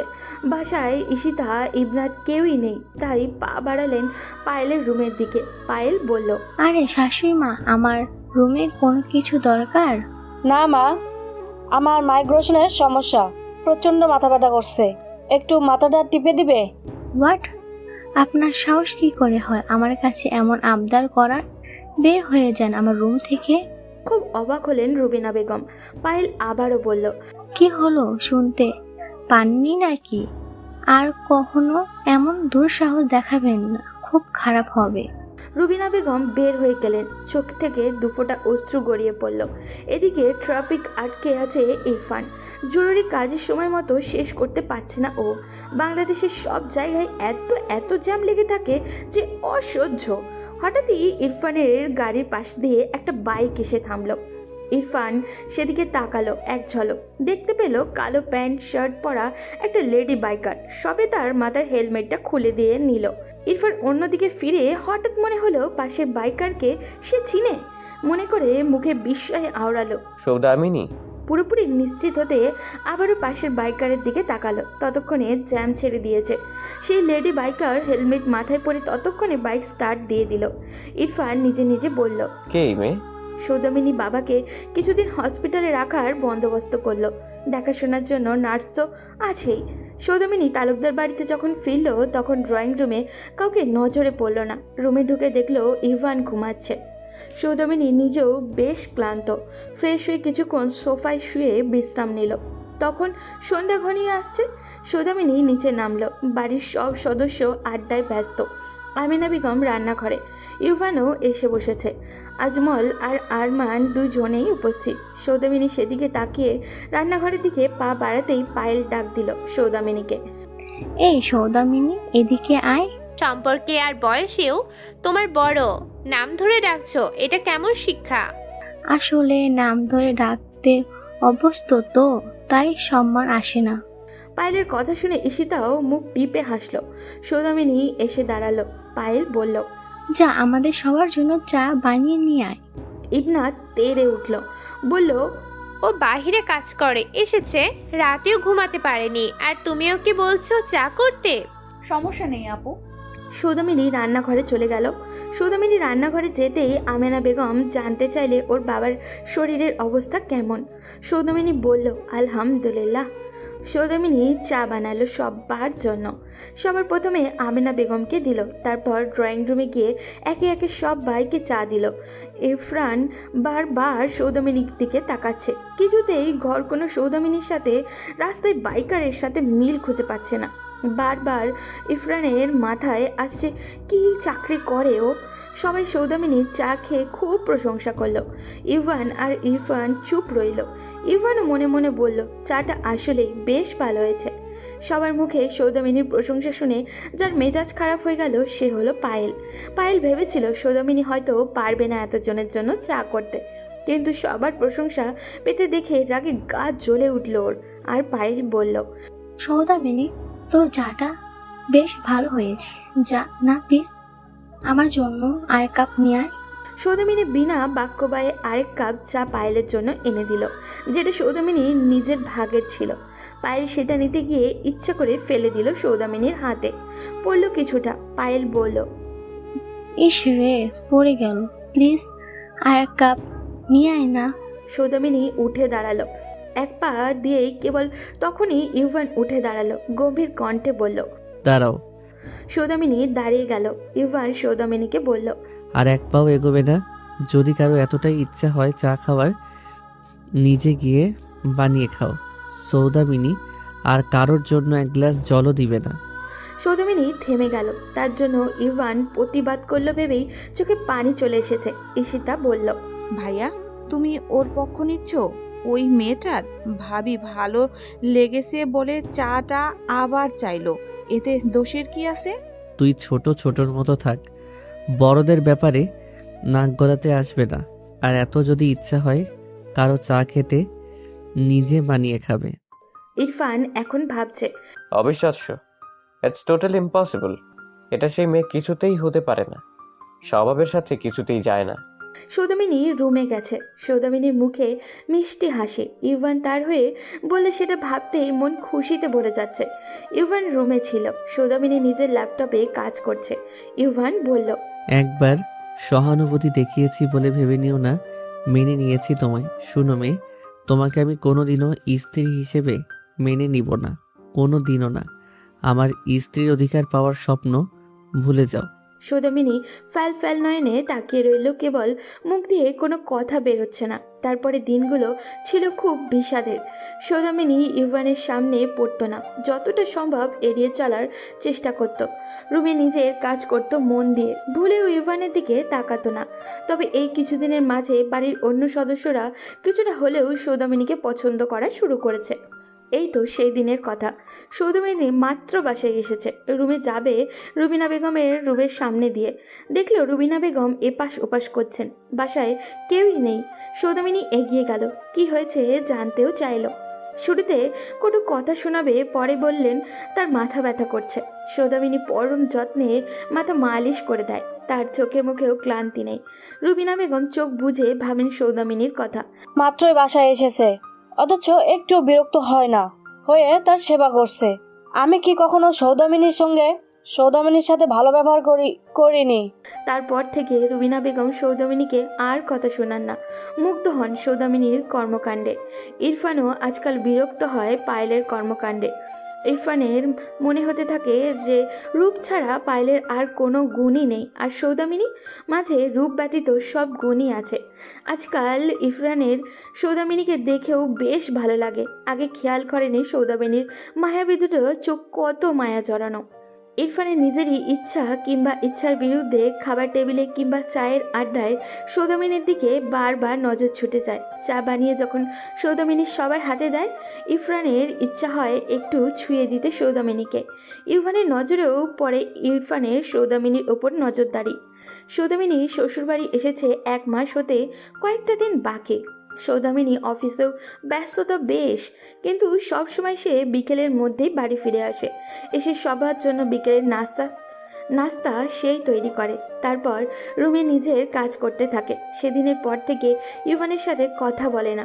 একদিন ইউভান নিজের রুমেই বসেছিল, সময়টা বিকেল। এই সময়েই সৌদামিনী বাসায় ফিরে, কিন্তু সেদিন বিকেলে গড়িয়ে সন্ধ্যা হলো। সৌদামিনী ফিরছে না এখনও। ইবনাথকে জানিয়েছে একটু দেরি হবে, কিন্তু সন্ধ্যা হয়ে গেলেও খবর নেই। ইউভানের চিন্তা শুরু হচ্ছে, ওর বাবার কোনো কিছু হলো। কিন্তু চিন্তা করছে ইউভান। সেদিন শাহেদার নাম্বার নিয়েছিল, কল দিল শাহেদার নাম্বারে। শাহেদা জানালো সৌদামিনীর বাবা ঠিক আছেন, আর সৌদামিনী সে বাড়িতেও গিয়েছিল, যেমনটা প্রায়ই যায়। সৌদামিনী বাবার বাড়ি গেলেও আসরের মধ্যে তালুকদার বাড়ি ফিরে আসে। আজ কি হলো? ইভান কল দিবে নাকি ভেবে পাচ্ছে না। অন্যদিকে বাড়ির অন্য সদস্যরা ভাবছে হয়তো বাবার বাড়ি আছে, সেখানে যে নেই সেটা ইউভান কাউকে বলে চিন্তায় ফেলতে চায় না ও। সৌদামিনীর নাম্বারে ইউভান কল দিতে গিয়েও থেমে যাচ্ছে। রাত 9টা বাজে, এখনো খবর নেই। সব কিছু বাদ দিয়ে এইবার ইউভান কল দিল সৌদামিনীর ফোনে। প্রথমবার রিং হয়ে ফোন কেটে গেল, দ্বিতীয়বার সাথে সাথেই রিসিভ হলো। সৌদামিনী রিসিভ করে চিৎকার করে বলল, কেন কল দিলেন, সব শেষ করে দিলেন সব। সৌদামিনী কেঁদে দিচ্ছে। ইউভান কিছু বলবে তখনই ওপাশ থেকে চিৎকার চেঁচামেচির শব্দ। মনে হচ্ছে অনেকে আছে, কেউ ছেড়ে দাও বলে চিৎকার করছে। সৌদামিনী না না করছে। হঠাৎ মোবাইলের অপর পাশে গুলির শব্দও হলো। সৌদামিনী আহ করে চিৎকার করে উঠল। ততক্ষণে ফোন ডিসকানেক্ট হয়ে গেল। ইউভান সৌদামিনী বলে চিৎকার করে উঠল। বারবার কল দিচ্ছে কিন্তু পাচ্ছে না। হাত পা কাঁপছে ইউভানের। এক বন্ধুকে সৌদামিনী নাম্বার দিয়ে ওর লাস্ট লোকেশন কোথায় জানতে বলল। বন্ধু জানতেই ইউভান দ্রুত বের হয়ে গেল। ইউভানের ভয়ে চিন্তায় প্রাণ শুকিয়ে গেছে। বারবার শুধু ভাবছে সৌদামিনী ঠিক আছে তো। ইউভান যখন সেই ঠিকানায় পৌঁছায় তখন তার ভয় আরও বাড়তে থাকে, কারণ জায়গাটা বেশ নির্জন। সামনে একটা পুরনো বাড়ি, মনে হচ্ছে এখানে কেউ বহু দিন ধরে থাকে না। ইউভানের প্রতি কদমে মনের ভয় বেড়েই চলছে। ইউভান সৌদামিনী বলে বারবার ডাকলো। ঘুটঘুটে অন্ধকার, কোনো রেসপন্স পাচ্ছে না। ভিতরে মোবাইলের আলোতে দেখলো সব কিছু ছড়িয়ে ছিটিয়ে আছে। ইউভান বারবার ডাকছে সৌদামিনীকে। হঠাৎ ইউভানের কানে কারোর কান্নার শব্দ এলো। ইভান আবারও শব্দে মনোযোগ দিয়ে সেদিকেই এগোচ্ছে। যত এগোচ্ছে ততই শব্দ বেড়ে চলেছে। ইভান বুঝতে পারছে কোনো বাচ্চা কাঁদছে। ইভান অবশেষে সেই জায়গায় প্রবেশ করলো। ইভান দেখলো একটা বাচ্চা মেয়ে ভয়ে জড়সড় হয়ে বসে কাঁদছে। বয়স আনুমানিক 4 কি 5 বছর হবে। ইভান লাইটের আলোতে চারিদিকে নজর বোলাতে লাগলো। দেখলো সামনে পড়ে আছে সৌদামিনী। ইউভান চিৎকার করে সৌদামিনীর কাছে গেল। সৌদামিনীর সেন্স নেই। ভালোভাবে পরখ করে দেখলো সৌদামিনীর পায়ের কাছে রক্ত গড়গড়িয়ে এখনও পড়ছে। ইউভান চিৎকার করে উঠল। পা দেখে বুঝতে পারলো সৌদামিনীর পায়ে গুলি লেগেছে। সৌদামিনী পাশে পড়ে আছে মোবাইল। তখন ইউভানের বন্ধু আরাফ সেখানে প্রবেশ করলো। আরাফ হলো সে যে ইউভানকে লোকেশন জানিয়েছে। ইভান আরাফকেও বলেছিল আসতে। ইভান সৌদামিনীকে কোলে তুলে নিল। আরাফ বাচ্চা মেয়েটাকে কোলে নিল। তারপর দ্রুত হাসপাতালের উদ্দেশ্যে রওনা দিল। মেয়েটা বারবার কাঁদছে আর বলছে মায়ের কাছে যাব, বাবার কাছে যাব। এদিকে ইউভান সৌদামিনীর কেবিনের বাহিরে অস্থির হয়ে পায়চারি করছে। সৌদামিনীর পায়ে গুলি লেগেছে, গুলি বের করাও হয়ে গেছে। কেবিনে শিফট করা হয়েছে সৌদামিনীকে। সেন্স আসলে ইউভান দেখা করতে পারবে। সৌদামিনীর জ্ঞান ফিরতেই ইউভান প্রবেশ করলো। সৌদামিনী ইউভানকে দেখে বলল, ও কোথায়? কে? ও তিতান। তিতান কোথায়? আমি কিভাবে আসলাম? কার কথা বলছো জানি না, তবে তোমার সাথে একজন বাচ্চা মেয়েও পেয়েছি। সৌদামিনী স্বস্তি পেল। জিজ্ঞাসা করলো, কোথায় ও? বাহিরে আছে, আমার বন্ধুর কাছে। আর কি হয়েছে? এসব কি করে হলো? সব আপনার জন্য হয়েছে, সব আপনার কারণে। আমার জন্য মানে? আপনি যদি তখন ফোন না দিতেন এত কিছু হতো না। আমি বাঁচিয়ে নিয়েছিলাম। বলে সৌদামিনী ডুকরে কেঁদে উঠল। ইভান আবারও জানতে চাইলো কি ঘটেছে, ক্লিয়ার করে বলতে। তখন নার্স এসে বলল পেশেন্টের সাথে বেশি কথা না বলে তাকে রেস্ট নিতে সময় দিন। অগত্যা ইভান আর কিচ্ছু জিজ্ঞাসা করলো না। ইভান সে রাত কেবিনের বাহিরেই কাটালো। পরদিন তিতানকে নিয়ে পুলিশের কাছে গেল, কিন্তু ওর ব্যাপারে কোনো কিছুই জানতে পারলো না। তিতান সেখানে ভয়ে কুঁকড়ে আছে। সৌদামিনীকে ফোনে জানালো সৌদামিনীকে বাড়িতে নিয়ে আসা হয়েছে। আপাতত গুলি লাগার কারণে ছুটিতে আছে সে। হাঁটতে সমস্যা হচ্ছে, তাই রুমেই থাকছে সৌদামিনী। ইভান আবার সেই প্রশ্ন করলো সৌদামিনীকে। সৌদামিনী বলতে শুরু করলো সেদিন বাবার বাড়ি থেকে তখন তালুকদার বাড়ির উদ্দেশ্যেই রওনা দেয়। তখন দেখতে পায় কিছু লোক একজন মহিলা একজন পুরুষের সাথে একটা বাচ্চাকে কিডন্যাপ করেছে। সৌদামিনী তাদের বাঁচাতে পিছু নেয়। সেই পুরনো বাড়িতেও পৌঁছে যায়। লোকগুলো ওনাদের বেঁধে রেখে সেখানে পাহারায় ছিল। সৌদামিনী আড়ালে লুকিয়ে ওদের চলে যাওয়ার অপেক্ষা করে। ওরা সে রুমে ছেড়ে বের হতেই সৌদামিনী যায় ওদের বাঁচাতে। বাঁধন ছাড়া করে আস্তে আস্তে যখন সৌদামিনী সেখান থেকে বের হবে তখনই সৌদামিনীর ফোন বেজে ওঠে। ওই দলের কয়েকজন থেকে গিয়েছিল অন্য ঘরে। ফোনের শব্দে দ্রুত রুমে ফিরে আসে ওরা। সৌদামিনী ধরা পড়ে যায়। অনেক চেষ্টা করেও রক্ষা করতে পারে না। তারা সৌদামিনীর পায়ে গুলি করে। সৌদামিনী পড়ে যায়, কিন্তু তিতানকে ধরে রাখে। ফলে তারা তিতানকে রেখে তিতানের বাবা মাকে কিডন্যাপ করে। ইভান সবটা শুনে ও শিট বলে ওঠে। সৌদামিনী মনে মনে ভাবে অন্য কথা। সেদিন ইনফরমেশন পেয়েই সৌদামিনী গিয়েছিল তাদের বাঁচাতে। সেটা সৌদামিনী আড়াল রাখে। এদিকে আরাফ ইভানের সাথে দেখা করতে এসেছিল। এসেই ঈশিতার সাথে ধাক্কা লাগে। আরাফ বলে, হেই স্টুপিড, দেখে চলতে পারো না নাকি? আরাফ কথাটা বলে সামনে তাকায় আর দেখে মিষ্টি হেসে বলে, আরে পিচ্চি, একটুর জন্য তো পড়ে যেতাম। দেখুন আরাব ভাইয়া, আমি ইচ্ছে করে ধাক্কা দেইনি। ঈশিতা বের হয়ে যায়। সেদিকে তাকিয়ে মুচকি হাসে আরাফ। সৌদামিনী এখন সুস্থ। তিতান যেন তালুকদার বাড়ির সবার চোখের মণি হয়ে গেছে। সবাইকে মাঠিয়ে রাখে সে। সবচেয়ে বেশি খুশি সৌদামিনী। সে যেন তিতান সোনা ছাড়া কিছুই বুঝে না। খাওয়া, গোসল, সব রকমের যত্ন থেকে কোলে নিয়ে ঘুমানো সব সৌদামিনী করে। তিতান যেন সৌদামিনীর নিজের সন্তান হয়ে গেছে। খুশিতে বুক ভরে যায় সৌদামিনীর। আজ সৌদামিনী রেডি হচ্ছে বের হতে। তখন ইভান রুমে প্রবেশ করে। জানতে চাইল, কোথায় যাচ্ছ সৌদামিনী? বেশ কিছুদিন আমি ছুটিতে ছিলাম, এখন সুস্থ, তাই রেডি হয়ে অফিসের জন্য বের হব। কোথাও যাবে না তুমি? আমাদের অবস্থা এতটা খারাপ হয়ে যায়নি যে বাড়ির বউ বাহিরে চাকরি করবে? আর তাছাড়া কি বিপদ বাঁধিয়েছিলে সেটা ভুলে যেও না। আমি কখন বললাম আমি আপনাদের জন্য চাকরি করি? জানি আপনাদের টাকা পয়সার অভাব নেই, কিন্তু তাও আমি আমার কাজ ছাড়বো না। কেন? এর দুটি কারণ আছে। প্রথমত, আমার বাবার দেখাশোনা করার জন্য আমি অন্য কারো কাছে সাহায্য চাইবো না। আর দ্বিতীয়ত কি? আমি রূপবতী নই। এই দুনিয়ায় রূপের বড্ড কদর। আমার মতো কালো মেয়ের জন্য দুনিয়া কতটা কঠিন সেটা আমি ছোট থেকে বেড়ে ওঠার সময় প্রতিটা পদে পদে অনুভব করেছি। তাই সিদ্ধান্ত নিয়েছি, রূপ নেই তো কি হয়েছে, আমি গুণ দিয়ে নিজেকে প্রমাণ করব। যোগ্য হতে হবে আমায়। আর তাছাড়া আপনার বাড়িতে আমার অবস্থান কেমন সেটা আমার চেয়ে আপনি ভালো জানেন। কাল যদি ধাক্কা দিয়ে বের করে দেন, তাহলে আমি চাই না ভিক্ষা করতে। তাই আমাকে আমার চাকরি নিয়ে কিছু বলবেন না। সৌদামিনী কথায় কতটা কষ্ট, অভিমান জমায় সেটা হয়তো ইভান অনুভব করছে। ইভান ঠায় দাঁড়িয়ে সৌদামিনী সন্তপর্ণে চোখের পানি মুছে নিল। তিতানকে ইবনাতের কাছে রেখে চলে গেল নিজের কাজে। সৌদামিনী বেশ ব্যস্ত আজ। তিতানের মা বাবাকে তার সামনে থেকে কিডন্যাপ করা হলো, আর সে কিছুই করতে পারেনি। তাই অনুতাপে সৌদামিনী একটু স্বস্তিও পায়নি। তাই এসেই তাদের ব্যাপারে তথ্য সংগ্রহ করতে ব্যস্ত। এদিকে তিতান আজকে কাঁদছে খুবই। কেউ কিছুই খাওয়াতেই পারছে না। শুরুতে সৌদামিনীকেও একটু পছন্দ করতো না তিতান। এখন সৌদামিনী ছাড়া আর কিছুই বুঝে না। ইবনাত সৌদামিনীকে ফোন দিল। সুন্দর করে বলল, যদি গুড গার্ল হয়ে সবার কথা শুনে তাহলে সৌদামিনী অনেক চকলেট নিয়ে আসবে। শুনে খুশি হয় তিতান। ইফরান আর পায়েলের মাঝে বেশ ঝগড়া লেগেছে। অফিসে যাওয়ার সময় 1 কাপ চা চেয়েছিল ইফরান, আর পায়েল সোজা না করে দেয় আর বলে, এই সব কাজ করার জন্য আমি এই বাড়িতে এসেছি? আমি মস্ত বড় ভুল করেছি সেদিন, এখন মাসুল দিতে হচ্ছে। ও আচ্ছা, তার মানে তোমার সৌদামিনীকে বিয়ে না করতে পারায় আফসোস হচ্ছে? হচ্ছে। কোথায় সৌদামিনী আর কোথায় তুমি? ঠিক বলছো, আমার সৌন্দর্যের কাছে সৌদামিনী জিরো। তোমার রূপ ছাড়া আর আছেই বা কি? কোনো কাজের নাও তুমি। 1 কাপ চা পর্যন্ত করতে পারো না। বড়দের সাথে মুখে মুখে তর্ক করো। আমি কত বড় ভুল করেছি সেটা খুব ভালো টের পাচ্ছি। সৌদামিনী অনেক চেষ্টা করেও তিতানের বাবা মায়ের কোনো খবর পাচ্ছে না। কারা ছিল ওরা, আর কোথায় নিয়ে গেছে কিছুই বুঝতে পারছে না। ছোট্ট বাচ্চাটার জন্য বড্ড খারাপ লাগে সৌদামিনীর। যখন গভীর রাতে কেঁদে ওঠে মায়ের জন্য, সৌদামিনী কত কষ্টে যে সামলায় শুধু সৌদামিনীই জানে। সৌদামিনী তিতানকে কথা দিয়েছে, যেভাবেই হোক ওর বাবা মাকে খুঁজে বের করবে।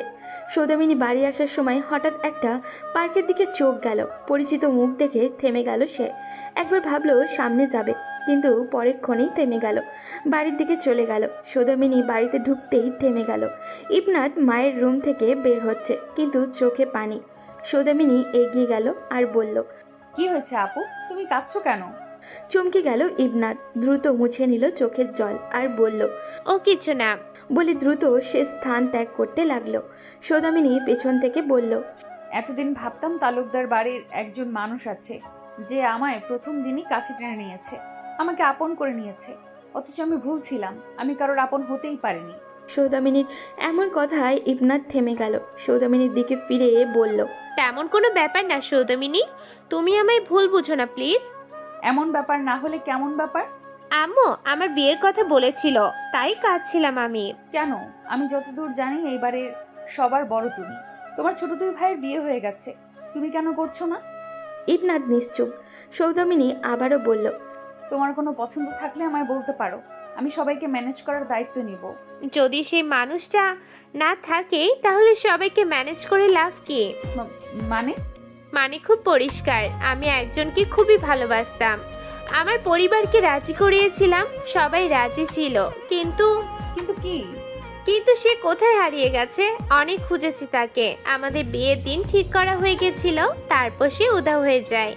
এতগুলো বছর তার অপেক্ষায় আছি, কিন্তু জানি না সে কোথায়, কেউ কখনো খোঁজ এনে দিতে পারেনি।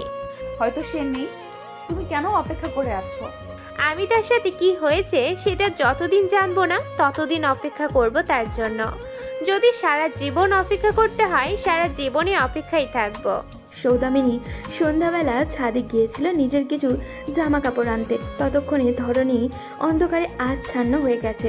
সৌদামিনীর ছাদ থেকে সিঁড়ির দিকে পা বাড়াতেই কেউ একজন ছাদের দরজায় পথ আটকে দাঁড়ালো। সৌদামিনী দেখল ইরফান।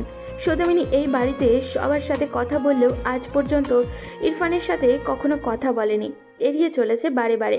তাই এই সময় তার সামনে একা দাঁড়িয়ে আছে ভাবতেই অস্বস্তি হচ্ছে ওর। সৌদামিনী যেতে পারছে না।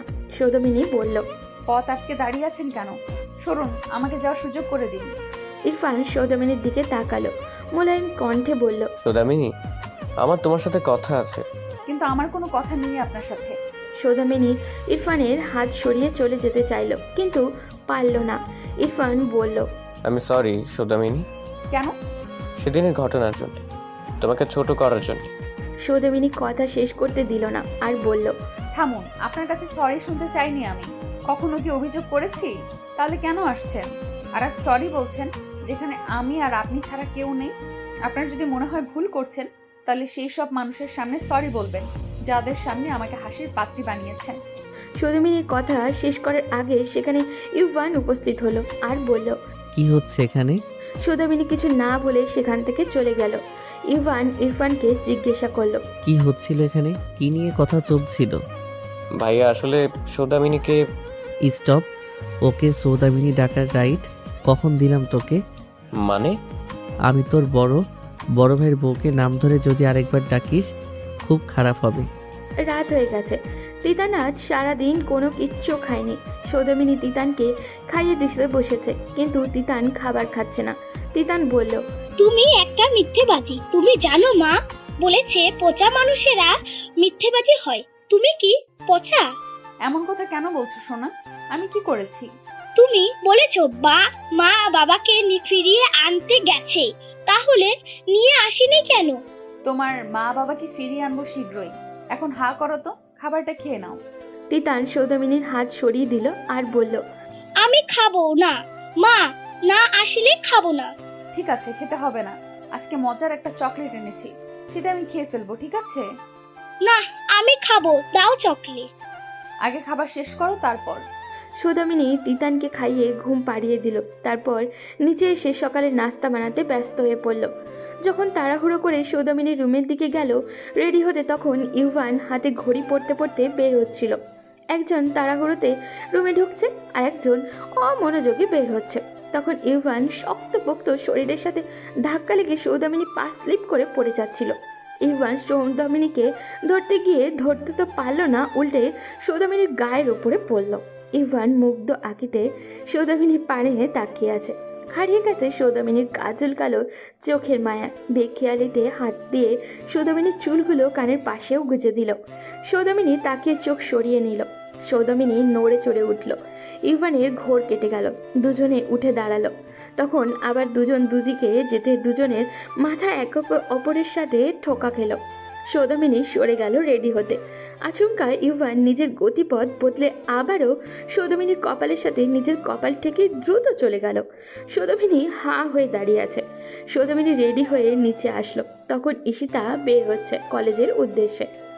সৌদামিনী জিজ্ঞাসা করলো, কোথায় যাচ্ছ? দেখতে পারছো না কোথায় যাচ্ছি? আর তোমার সাহস তো কম না আমাকে জিজ্ঞাসা করো কোথায় যাই। আমি দেখতে পাচ্ছি তুমি কলেজে যাচ্ছ। এখন আমার প্রশ্ন হলো, সত্যিই কলেজে যাচ্ছ নাকি কলেজের নাম করে কোনো পার্কে? ঈশিতা চমকে গেল। ও কিভাবে জানলো? যেখানেই যাই না কেন সেটা আমার পার্সোনাল ম্যাটার, ওকে? তোমাকে আমি বলিনি আমার ব্যাপারে নাক গলাতে। তুমি এখনো ছোট, নিজের জন্য ভালো কোনটা আর মন্দ কোনটা বুঝতে শেখোনি। যার সাথে দেখা করছো সে ভালো মানুষ না। সময় আছে, এখনো সাবধান হলে তোমারই মঙ্গল। তুমি ভাবলে কি করে আমি তোমার কথা শুনবো? জোর করে আমার ভাইকে বিয়ে করে এ বাড়িতে ঢুকে আসো, সবাই মেনে নিল, আমি তোমাকে মানছি না। তোমার কথা শোনা তো আরো দূরের ব্যাপার। ঈশিতা বলে গট গট করে বের হয়ে গেল। সৌদামিনী চোখের জল গাল বেয়ে পড়ার আগে সেটা মুছে নিল। মুখে কৃত্রিম হাসি ফুটিয়ে নিজের কাজে চলে গেল। সৌদামিনী মরিয়া হয়ে খুঁজছে তিতানের বাবা মাকে। বাচ্চা মেয়েটা আজ তাকে এত বড় কথা বললেও মেনে নিতে পারছে না। অবশেষে এই লোকেশনের ব্যাপারে জানতে পেয়ে পুলিশ ইউনিফর্ম সমেত সেখানে চলে গেল। সৌদামিনী সেখানে গিয়ে কিছুই জানতে পারল না। নির্জন জায়গা এক্কেবারে, আশেপাশে কেউই নেই বললেই চলে। বাড়ির ভেতরে সব ধুলোবালিতে পরিপূর্ণ। একটা রুমের দিক থেকে মৃদু আলো আসছে। সৌদামিনী সেদিকে এগিয়ে যাচ্ছে আস্তে আস্তে। সে রুমের দরজায় হাত দিবে খোলার জন্য, তখনই পিছন থেকে কেউ সৌদামিনীর মাথায় লাঠি দিয়ে আঘাত করলো। সৌদামিনী সেখানেই লুটিয়ে পড়ল। সৌদামিনী যখন জ্ঞান ফিরল তখন নিজেকে একটা খোলা জায়গায় আবিষ্কার করলো। আশেপাশে কেউই নেই। মাথায় হাত দিয়ে দেখলো ব্যান্ডেজ করা। সৌদামিনী উঠে দ্রুত চারিদিকে তাকালো, কিন্তু কিছুই বুঝে উঠতে পারছে না। তখন কারোর কথা কানে এলো। কি হয়েছে মা, এখানে কি করছো? সৌদামিনী দেখলো একজন মধ্যবয়স্ক লোক দাঁড়িয়ে আছে। কে আপনি আঙ্কেল? আমি এখানে পাশেই থাকি, দেখলাম তুমি পরে আছো তাই দেখতে এলাম। ও আচ্ছা। তুমি কি কাউকে খুঁজছো? এখানে তো কেউ তেমন আসা যাওয়া করে না। বুঝতে পারছি, আসছি আমি। তারপর সৌদামিনী বাসায় চলে আসলো। রাতে ইউভান সৌদামিনীর মাথায় ব্যান্ডেজ করা দেখে কিছুটা অবাক হয়ে বলল, তুমি কি কাজ করো বলবে? বলেছি তো। কেমন কাজ সেটা জিজ্ঞেস করছি। একদিন গুলি লাগে, আরেকদিন মাথায় ব্যান্ডেজ লাগিয়ে আসো, এসবের মানে কি? দুটো আলাদা বিষয়। আমি আজকে পড়ে গিয়েছিলাম তাই এমন হয়েছে। বলেই সৌদামিনী ইউভানকে কিছু বলার সুযোগ না দিয়ে তিতানকে নিয়ে রুম থেকে বের হয়ে গেল। ইউভান কেমন সন্দেহ করছে সৌদামিনীকে, নিজে প্রশ্ন করল, ও সত্যি বলছে তো নাকি বোকা বানাচ্ছে? দেখতে হচ্ছে তো। রাত তখন 2টা। সৌদামিনী চুপচাপ বিছানায় বসে আছে। আজ তিতানকে ঘুম পাড়িয়ে দিয়েও তার চোখে ঘুম নেই। হাতের মোবাইলটায় লোকেশন ম্যাপ দেখছে। কাল রাতে যেখানে গিয়েছিল সেখানে কিছুই পেল না। কিন্তু তিতানের বাবা মা হারিয়ে যাওয়ার রহস্য তো এখানেই শেষ হতে পারে না। হঠাৎ করেই একটা নাম্বার থেকে মেসেজ এলো। তুমি যেদিকে যাচ্ছ সেটা খুব বিপজ্জনক, ফিরে যাও, না হলে পরিণতি ভয়ানক হবে। সৌদামিনীর ভ্রু কুঁচকে গেল। কে এটা পাঠালো? তার কি সত্যিই নজরদারিতে রাখা হচ্ছে? কিন্তু সে হাল ছাড়বে না। সে ঠিক করলো আরও গভীরে যেতে হবে। পরদিন সকালে ইউভান আবারও দেখলো সৌদামিনীর হাতে ছোটোখাটো কাটার দাগ। সে মুখে কিছু বলল না, শুধু লক্ষ্য করলো। নাস্তার টেবিলে ইউভান গ্লাস থেকে চুমুক দিতে দিতে বলল, তোমার হাতে এই দাগ কিসের? ও কিছু না, রান্না করতে গিয়ে কেটে গেছে।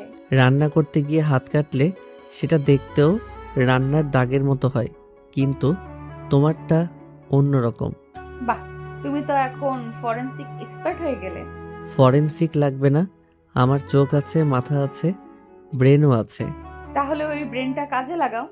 আমার ছোটখাটো দাগ বিশ্লেষণ না করে তোমার নিজের কাজে ফোকাস করো। ইভান ঠোঁট কামড়ে রইল। এই মেয়েটা কিছু লুকোচ্ছে, এটা তো পরিষ্কার। সেদিন দুপুরে সৌদামিনী তিতানকে খেলতে বসে দ্রুত কোথাও বের হওয়ার জন্য রেডি হলো। ইভানও দরজার পাশে দাঁড়িয়েছিল।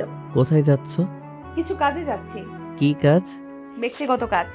তোমার এই ব্যক্তিগত কাজ কি এমন যে একদিন গুলির সামনে নিয়ে যায়, আরেকদিন মাথায় ব্যান্ডেজ লাগিয়ে নিয়ে আসে? তোমার ওপর নজর রাখা লাগবে মনে হচ্ছে।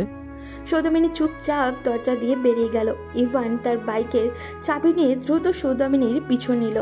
সৌদামিনী বুঝতে পারে তাকে ফলো করা হচ্ছে। সৌদামিনী একটা নির্জন রাস্তার দিকে এগিয়ে যাচ্ছে। সে খুব সাবধানে চারপাশ দেখছে।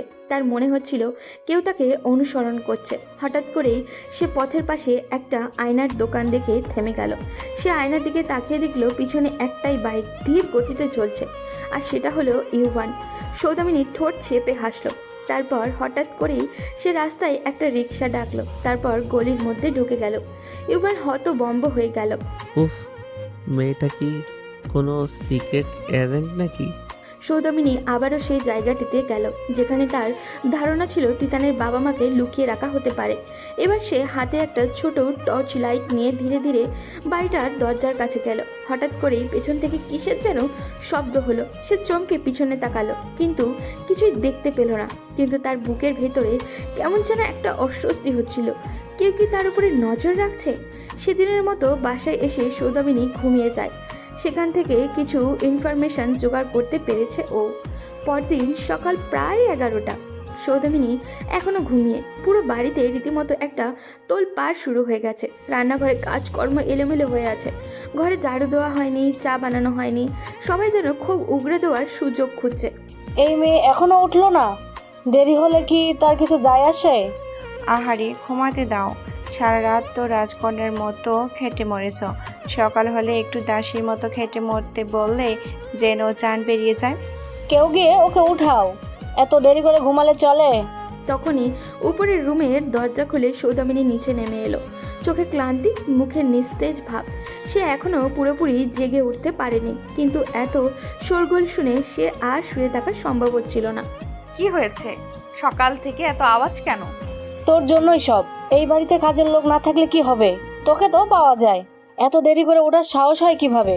উনি রাজা রানী, আমাদের কথা কাজ করবি নাকি? আমি কি ইচ্ছে করে দেরি করেছি? শরীর খারাপ লাগছিল, তাই একটু ঘুমিয়েছি। আহারে, তোর শরীর খারাপ লাগবে না? সারা রাত কোথায় ঘুরছিলি কে জানে? সৌদামিনী চুপ করে গেল। সে জানে এই বাড়িতে তার ভালো কিছু করার কোনো মূল্য নেই। ঠিক তখনই হঠাৎ একটা ফোন আসে। রিংটন বাজতেই ইউভান কল রিসিভ করলো।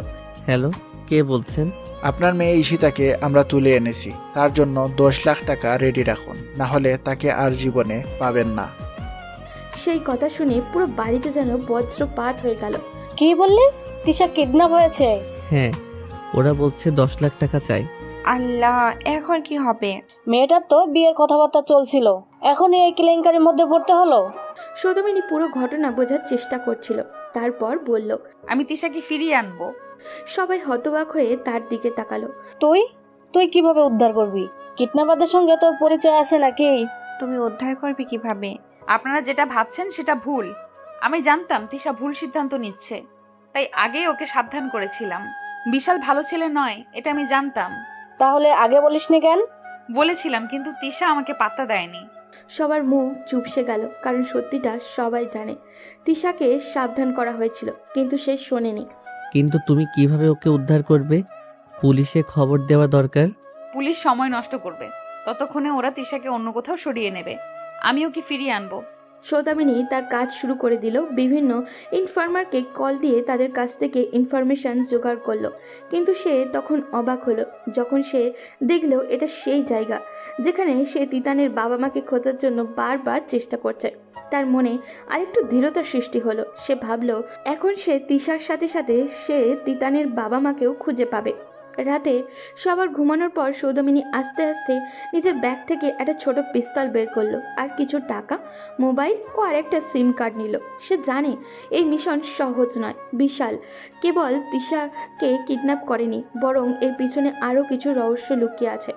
সৌদামিনী বিশালের অবস্থান ট্রেস করে একটা পুরনো গুদামে পৌঁছাচ্ছে।